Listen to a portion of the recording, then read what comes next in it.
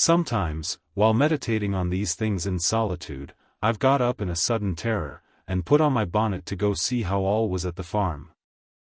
I've persuaded my conscience that it was a duty to warn him how people talked regarding his ways, and then I've recollected his confirmed bad habits, and, hopeless of benefiting him, have flinched from re-entering the dismal house, doubting if I could bear to be taken at my word. One time I passed the old gate, going out of my way, on a journey to Gimmerton. It was about the period that my narrative has reached, a bright frosty afternoon, the ground bare, and the road hard and dry. I came to a stone where the highway branches off onto the moor at your left hand, a rough sand pillar, with the letters W, H. cut on its north side, on the east, G, and on the southwest, T, G. It serves as a guidepost to the Grange, the Heights, and village. The sun shone yellow on its grey head, reminding me of summer, and I cannot say why, but all at once a gush of child sensations flowed into my heart. Hindley and I held at a favourite spot 20 years before. I gazed long at the weather-worn block, and, stooping down, perceived a hole near the bottom still full of snail shells and pebbles, which we were fond of storing there with more perishable things, and, as fresh as reality, it appeared that I beheld my early playmate seated on the withered turf, his dark, square head bent forward, and his little hand scooping out the earth with a piece of slate. Poor Hindley! I exclaimed, involuntarily. I started. My bodily I was cheated into a momentary belief that the child lifted its face and stared straight into mine. It vanished in a twinkling, but immediately I felt an irresistible yearning to be at the Heights. Superstition urged me to comply with this impulse, supposing he should be dead. I thought, or should die soon, supposing it were a sign of death. The nearer I got to the house the more agitated I grew, and on catching sight of it I trembled in every limb.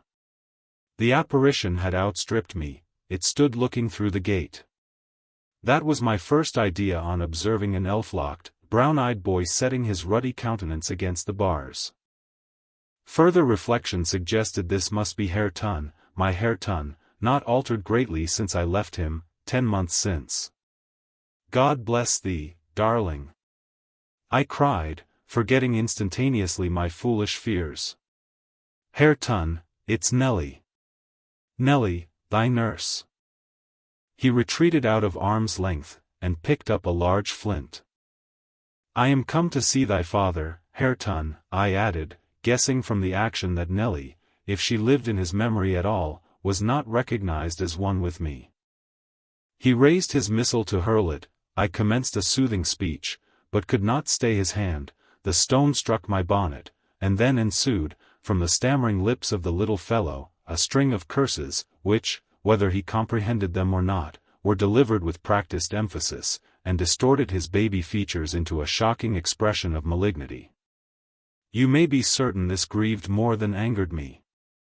Fit to cry, I took an orange from my pocket, and offered it to propitiate him. He hesitated, and then snatched it from my hold, as if he fancied I only intended to tempt and disappoint him. I showed another, keeping it out of his reach. Who has taught you those fine words, my bairn? I inquired. The curate? Damn the curate, and thee. Gie me that, he replied. Tell us where you got your lessons, and you shall have it, said I. Who's your master? Devil Daddy, was his answer. And what do you learn from Daddy? I continued. He jumped at the fruit, I raised it higher. What does he teach you? I asked. Naught, said he, but to keep out of his gate. Daddy cannot bide me, because I swear at him. Ah! And the devil teaches you to swear at Daddy? I observed. Nay, he drawled. Who, then? Heathcliff. I asked if he liked Mr. Heathcliff. He answered again. Desiring to have his reasons for liking him, I could only gather the sentences. I know't, he pays Dad back what he geased to me, he curses Daddy for cursing me. He says I mun do as I will. And the curate does not teach you to read and write, then? I pursued. No, I was told the curate should have his teeth dashed down his throat if he stepped over the threshold. Heathcliff had promised that.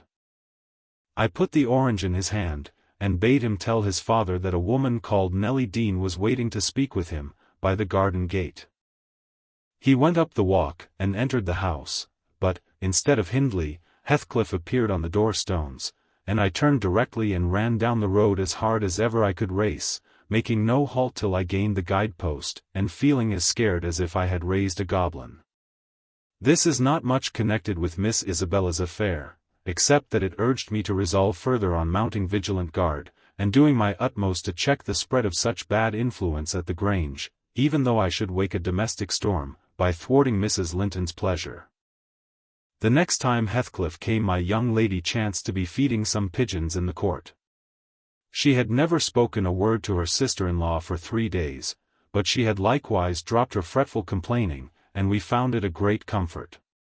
Heathcliff had not the habit of bestowing a single unnecessary civility on Miss Linton, I knew. Now, as soon as he beheld her, his first precaution was to take a sweeping survey of the house front. I was standing by the kitchen window, but I drew out of sight. He then stepped across the pavement to her, and said something. She seemed embarrassed, and desirous of getting away. To prevent it, he laid his hand on her arm. She averted her face. He apparently put some question which she had no mind to answer. There was another rapid glance at the house, and supposing himself unseen, the scoundrel had the impudence to embrace her. Judas! Traitor! I ejaculated. You are a hypocrite, too, are you? A deliberate deceiver. Who is, Nellie? Said Catherine's voice at my elbow. I had been over-intent on watching the pair outside to mark her entrance. Your worthless friend. I answered, warmly, the sneaking rascal yonder. Ah, he has caught a glimpse of us, he is coming in. I wonder will he have the heart to find a plausible excuse for making love to Miss, when he told you he hated her? Mrs. Linton saw Isabella tear herself free, and run into the garden, and a minute after, Heathcliff opened the door. I couldn't withhold giving some loose to my indignation, but Catherine angrily insisted on silence, and threatened to order me out of the kitchen, if I dared to be so presumptuous as to put in my insolent tongue. To hear you, people might think you were the mistress, she cried. You want setting down in your right place. Heathcliff, what are you about, raising this stir? I said you must let Isabella alone, I beg you will, unless you are tired of being received here, and wish Linton to draw the bolts against you. God forbid that he should try, answered the black villain. I detested him just then. God keep him meek and patient. Every day I grow madder after sending him to heaven. Hush, said Catherine, shutting the inner door. Don't vex me. Why have you disregarded my request? Did she come across you on purpose? What is it to you? He growled. I have a right to kiss her, if she chooses, and you have no right to object. I am not your husband, you needn't be jealous of me. I'm not jealous of you, replied the mistress, I'm jealous for you. Clear your face, you shan't scowl at me. If you like Isabella, you shall marry her. But do you like her? Tell the truth, Heathcliff. There, you won't answer. I'm certain you don't. And would Mr. Linton approve of his sister marrying that man? I inquired. Mr. Linton should approve, returned my lady, decisively. He might spare himself the trouble, said Heathcliff, I could do as well without his approbation. And as to you, Catherine, I have a mind to speak a few words now, while we are at it. I want you to be aware that I know you have treated me infernally. Do you hear? And if you flatter yourself that I don't perceive it, you are a fool, and if you think I can be consoled by sweet words, you are an idiot, and if you fancy I'll suffer unrevenged, I'll convince you of the contrary, in a very little while. Meantime, thank you for telling me your sister-in-law's secret. I swear I'll make the most of it. And stand you aside. What new phase of his character is this? Exclaimed Mrs. Linton, in amazement. I've treated you infernally, and you'll take your revenge.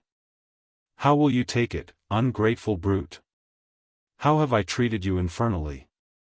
I seek no revenge on you, replied Heathcliff, less vehemently.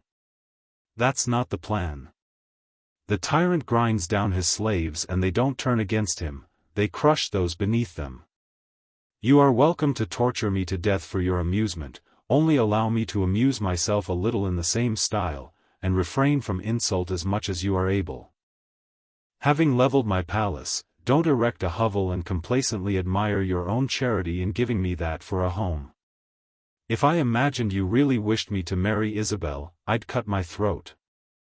Oh, the evil is that I am not jealous, is it? Cried Catherine. Well, I won't repeat my offer of a wife, it is as bad as offering Satan a lost soul. Your bliss lies, like his, in inflicting misery. You prove it. Edgar is restored from the ill temper he gave way to at your coming, I begin to be secure and tranquil, and you, restless to know us at peace, appear resolved on exciting a quarrel. Quarrel with Edgar, if you please, Heathcliff, and deceive his sister, you'll hit on exactly the most efficient method of revenging yourself on me. The conversation ceased. Mrs. Linton sat down by the fire, flushed and gloomy. The spirit which served her was growing intractable, she could neither lay nor control it. He stood on the hearth with folded arms, brooding on his evil thoughts, and in this position I left them to seek the master, who was wondering what kept Catherine below so long. Ellen, said he, when I entered, have you seen your mistress? Yes, she's in the kitchen, sir, I answered. She's sadly put out by Mr. Heathcliff's behavior, and, indeed, I do think it's time to arrange his visits on another footing. There's harm in being too soft, and now it's come to this. And I related the scene in the court, and, as near as I dared, the whole subsequent dispute. I fancied it could not be very prejudicial to Mrs. Linton, unless she made it so afterwards, by assuming the defensive for her guest. Edgar Linton had difficulty in hearing me to the close. His first words revealed that he did not clear his wife of blame. This is insufferable, he exclaimed. It is disgraceful that she should own him for a friend, and force his company on me. Call me 2 men out of the hall, Ellen. Catherine shall linger no longer to argue with the low ruffian, I have humored her enough. He descended, and bidding the servants wait in the passage, went, followed by me, to the kitchen. Its occupants had recommenced their angry discussion, Mrs. Linton, at least, was scolding with renewed vigor, Heathcliff had moved to the window, and hung his head, somewhat cowed by her violent rating apparently. He saw the master first, and made a hasty motion that she should be silent, which she obeyed, abruptly, on discovering the reason of his intimation. How is this? Said Linton, addressing her, what notion of propriety must you have to remain here, after the language which has been held to you by that blackguard? I suppose, because it is his ordinary talk you think nothing of it, you are habituated to his baseness, and, perhaps, imagine I can get used to it too. Have you been listening at the door, Edgar? Asked the mistress, in a tone particularly calculated to provoke her husband, implying both carelessness and contempt of his irritation. Heathcliff, who had raised his eyes at the former speech, gave a sneering laugh at the latter, on purpose, it seemed, to draw Mr. Linton's attention to him. He succeeded, but Edgar did not mean to entertain him with any high flights of passion. I've been so far forbearing with you, sir, he said quietly, not that I was ignorant of your miserable, degraded character, but I felt you were only partly responsible for that, and Catherine wishing to keep up your acquaintance, I acquiesced, foolishly. Your presence is a moral poison that would contaminate the most virtuous. For that cause, and to prevent worse consequences, I shall deny you hereafter admission into this house, and give notice now that I require your instant departure. 3 minutes' delay will render it involuntary and ignominious." Heathcliff measured the height and breadth of the speaker with an eye full of derision. "Cathy, this lamb of yours threatens like a bull," he said. "It is in danger of splitting its skull against my knuckles. By God! Mr. Linton, I'm mortally sorry that you are not worth knocking down." My master glanced towards the passage, and signed me to fetch the men. He had no intention of hazarding a personal encounter.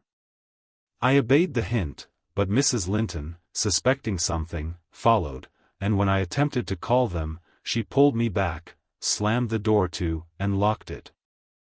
"Fair means," she said, in answer to her husband's look of angry surprise. "If you have not courage to attack him, make an apology, or allow yourself to be beaten. It will correct you of feigning more valor than you possess. No, I'll swallow the key before you shall get it. I'm delightfully rewarded for my kindness to each. After constant indulgence of one's weak nature, and the other's bad one, I earn for thanks 2 samples of blind ingratitude, stupid to absurdity. Edgar, I was defending you and yours, and I wish Heathcliff may flog you sick, for daring to think an evil thought of me." It did not need the medium of a flogging to produce that effect on the master.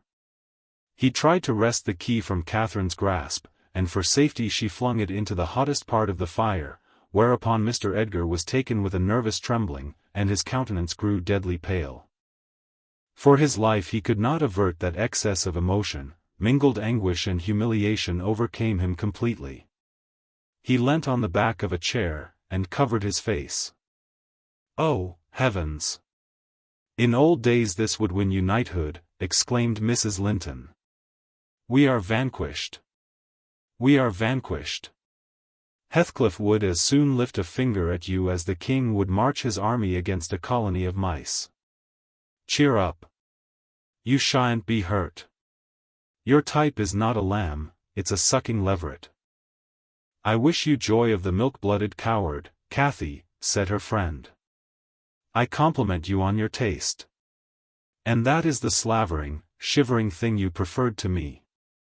I would not strike him with my fist, but I'd kick him with my foot, and experience considerable satisfaction. Is he weeping, or is he going to faint for fear?" The fellow approached and gave the chair on which Linton rested a push. He'd better have kept his distance. My master quickly sprang erect, and struck him full on the throat a blow that would have leveled a slighter man. It took his breath for a minute, and while he choked, Mr. Linton walked out by the back door into the yard, and from thence to the front entrance. "There. You've done with coming here," cried Catherine. "Get away, now. He'll return with a brace of pistols and 6 assistants. If he did overhear us, of course he'd never forgive you. You've played me an ill turn, Heathcliff. But go, make haste. I'd rather see Edgar at bay than you." "Do you suppose I'm going with that blow burning in my gullet?" he thundered. "By hell, no. I'll crush his ribs in like a rotten hazelnut before I cross the threshold. If I don't floor him now, I shall murder him some time, so, as you value his existence, let me get at him." "He is not coming," I interposed, framing a bit of a lie. "There's the coachman and the 2 gardeners, you'll surely not wait to be thrust into the road by them. Each has a bludgeon, and master will, very likely, be watching from the parlor windows to see that they fulfill his orders." The gardeners and coachman were there, but Linton was with them. They had already entered the court.